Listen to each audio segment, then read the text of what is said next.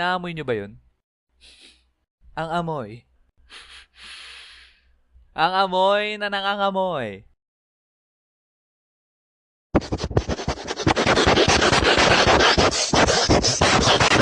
Nangangamoy pag-ibig na sa hangin, mga repa. Kaya ngayon, ikikwento ko sa inyo ang isa sa lagi nyo nare-request sa akin na ikwento, ang aking crush experience. At ngayon na, ang pinakamagandang time para ikwento ko to sa inyo.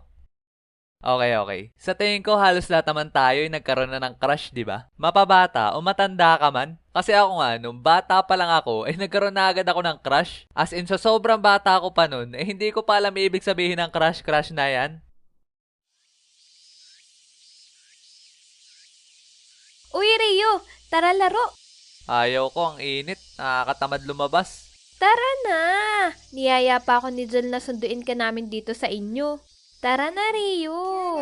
だんだん近くなるだんだん嬉しくなる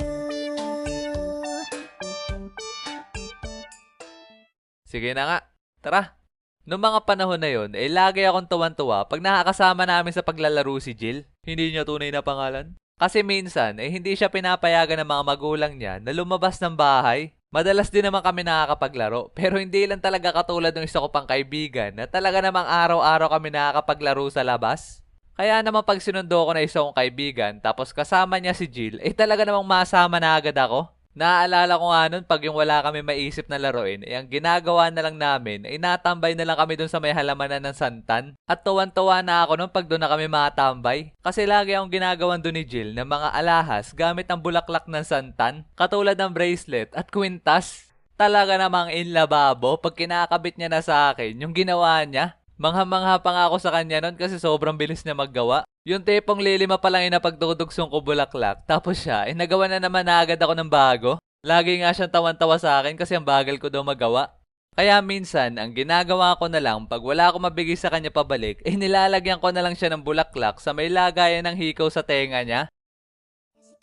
だんだん近くなるだんだん嬉しくなる Very nice.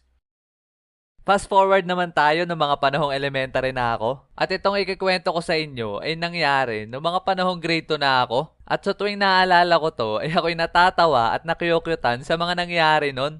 Nasa kalagitnaan kasi kami ng klase nun. Di ko natanda kung anong subject ang pinag-aaralan namin. Pero tinuturuan kami ng teacher namin nun na maging mabuti sa kapwa. Katulad ng wag mong gagawin sa iba ang ayaw mong gawin sa'yo. O kaya naman pag may nakita ka naiyak ay kausapin.